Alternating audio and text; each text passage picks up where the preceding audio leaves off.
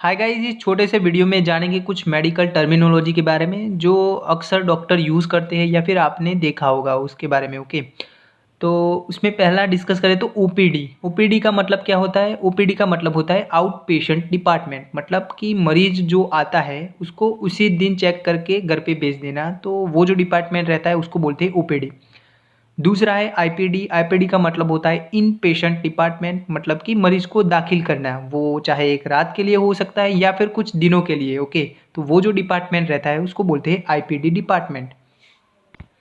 तीसरी टर्म है कैंसर से रिलेटेड। नाउ कैंसर क्या होता है? कैंसर मतलब कि नॉर्मली क्या रहता है कि हमारे जो सेल्स होते हैं वो विभाजित होते रहते हैं। ओके, एक से दो, देन दो से चार, ऐसे विभाजित होते रहते हैं। बट यहाँ पे कैंसर की कंडीशन में क्या रहता है कि वो जो विभाजित होने का रेट होता है, वो जो विभाजन का दर होता है वो काफ़ी बढ़ जाता है।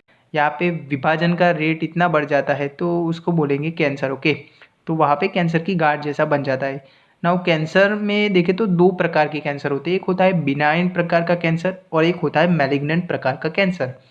बिनाइन प्रकार का कैंसर है मतलब कि ये जो बिनाइन प्रकार का कैंसर है तो ये जो है वो नॉन कैंसरस होता है, मतलब कि ये उससे इतना खतरा रहता नहीं है। ओके, कैंसर के जो सेल्स होते हैं वो एक जगह गठन होता है उनका। ओके, और वहाँ से वो आगे फैलते नहीं है। ओके, वहाँ से आप उसको सर्जरी से निकलवा सकते हो। दूसरा प्रकार का कैंसर आता है उसमें मैलिग्नेंट प्रकार का कैंसर। तो ये जो कैंसर होता है वो एक हिस्से से होकर आगे दूसरे हिस्सों में फैलता है। ओके, आगे दूसरे अंगों में भी फैलता है, तो इसको बोलेंगे मेटास्टेटिक कैंसर। मेटास्टेसिस मतलब कि एक जगह से दूसरी जगह फैलना। आगे की टर्म है आईसीयू। आपने इसके बारे में तो सुना ही होगा। आईसीयू मतलब कि इंटेंसिव केयर यूनिट, जिसको क्रिटिकल केयर यूनिट भी बोलते हैं। तो आईसीयू जो डिपार्टमेंट रहता है उसमें क्या रहता है कि पेशेंट की ऐसे स्पेशलाइज प्रोसीड्यूर से और जो स्पेशलाइज स्टाफ से उनकी पेशेंट की ट्रीटमेंट करते हैं। ओके, तो उसको बोलते हैं आईसीयू इंटेंसिव केयर यूनिट। यहाँ पे पेशेंट को ऐसी कोई सीरियस बीमारी हो, उसके अलावा देखें तो मल्टी ऑर्गन फेलर है, देन पॉइजन का केस है। ओके, उसके अलावा देखें तो पेशेंट को वेंटिलेटर की ज़रूरत रहती है यहाँ पे, उसके अलावा हार्ट अटैक की कंडीशन है। ये करते हैं आईसीयू डिपार्टमेंट में, इंटेंसिव केयर यूनिट डिपार्टमेंट में। अगर किसी वर्ड के पीछे एलजीए लगता है तो आपको यहाँ पे समझना है कि ये दर्द से रिलेटेड है। जैसे कि मायल्जिया। मायल्जिया मतलब कि यहाँ पे मांसपेशियों में दर्द रहता है तो उसको बोलते हैं मायल्जिया। उसके अलावा देखें तो एथ्रैल्जिया। एथ्रा जो है वो जॉइंट के लिए, जोड़ों के लिए यूज होने वाला वर्ड है, और एल्जिया मतलब दर्द। तो यहाँ पे जोड़ों में दर्द रहता है तो उसको बोल देंगे एथ्रैल्जिया। उसके अलावा देखें तो किफैल्जिया। किफैल जो है वो वर्ड है वो सिर के लिए यूज होता है, और एल्जिया मतलब दर्द। तो यहाँ पे सिर दर्द के लिए, हेडेक के लिए किफैल्जिया मेडिकल टर्म है।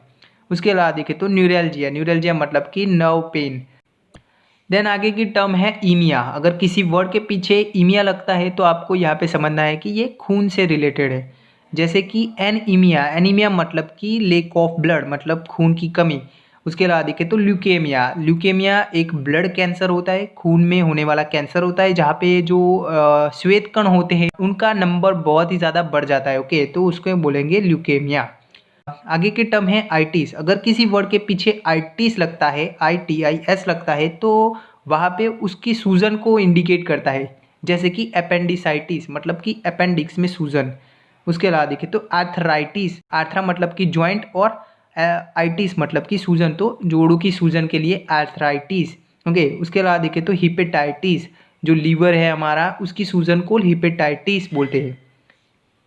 देन आगे की टर्म है टेचिकार्डिया एंड ब्रेडिकार्डिया। तो इन दोनों में क्या अंतर रहता है? टेचिकार्डिया मतलब कि जो आपकी हार्ट रेट, ओके, आपकी हार्ट रेट अगर 100 से ज़्यादा है तो उसको बोलेंगे टेकिकार्डिया, और आपकी हार्ट रेट धड़कन है वो 60 से कम है तो उसको बोलेंगे ब्रेडिकार्डिया। ये टेकी जो है वो फास्ट के लिए यूज़ होने वाला वर्ड है, और ब्रेडी है वो धीरे, स्लो के लिए यूज होने वाला वर्ड है। तो आई होप आपको कुछ मेडिकल टर्म जानने को मिली होगी। Thank you.